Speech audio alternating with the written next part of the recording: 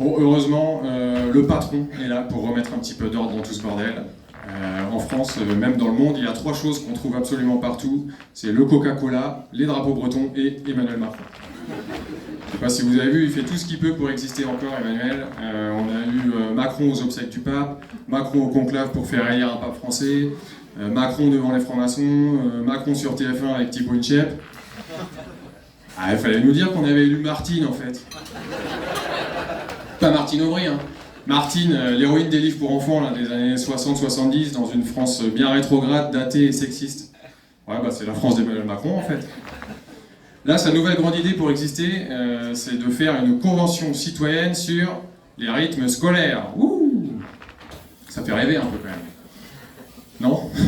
Vous n'avez pas l'air enthousiaste. Ouais, il fait ça parce qu'il veut diminuer la durée des vacances. Pour lui, en fait, c'est une mesure qui émane des profs de Bétarame. Ils lui ont dit que 2 mois l'été sans les enfants, c'était long un petit peu, quoi. Donc, convention citoyenne sur les rythmes scolaires, moi j'ai rien à dire, enfin, c'est vachement bien de consulter les citoyens. Bon, c'est bien de les consulter, mais après, il faut les écouter, c'est ça le problème, quoi. Et puis le top du top, ce serait de les consulter sur des sujets intéressants, mais bon, n'allons pas trop vite, hein. Après, si ça fait en plus comme ces conventions citoyennes précédentes, je ne sais pas si vous vous rappelez, convention citoyenne sur le climat, convention citoyenne sur la fin de vie, convention citoyenne sur les 100 ans de la canonisation de Sainte-Thérèse. Ok, j'ai menti sur la dernière, mais de toute façon, les 2 précédentes, vous n'en aviez même pas entendu parler, je pense. J'aurais pu dire ce que je voulais, hein. Non, mais si ça continue, on va bientôt pouvoir ouvrir le musée des conventions citoyennes ratées d'Emmanuel Macron, quoi, à ce rythme-là. À la limite, il pourrait faire une convention citoyenne sur les conventions citoyennes, comme ça on pourrait vraiment lui dire ce qu'on en pense de ces conventions. Ouais, dernier point sur Emmanuel Macron, il y a eu un journaliste qui a fait une enquête d'investigation dans Le Parisien et qui nous a révélé cette info, tenez-vous bien, Emmanuel Macron se parfume énormément. Vous avez entendu cette info? Ah, ça c'est parce que vous n'avez pas eu les bons rythmes scolaires, ça se trouve.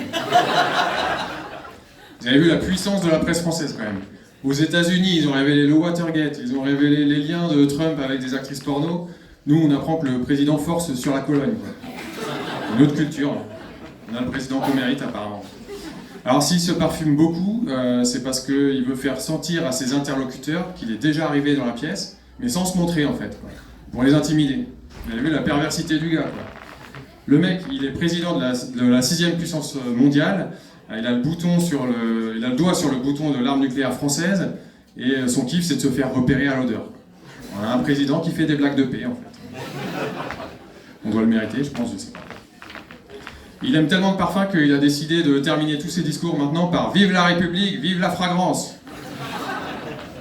Le truc qui est génial avec ça, c'est qu'on peut repérer tous les politiciens français grâce à ça. Par exemple, si ça sent le déodorant Axe, virilité et la lacrymo, c'est que Bruno Retailleau revient, quoi. Si ça sent la choucroute et le cassoulet, c'est que Gérard Larcher, le président du Sénat, est à moins de 300 km de vous, quoi. Et si jamais ça sent les cierges brûlées, l'encens et le lubrifiant, eh ben c'est que Bayrou revient de Bétarame. Non, moi j'ai beau sentir, la seule odeur que je capte en France, c'est que ça pue vraiment la merde en ce moment. Et ça, à mon avis, c'est parce que Bardella arrive très fort en 2027. Et c'est triste. Merci. Merci.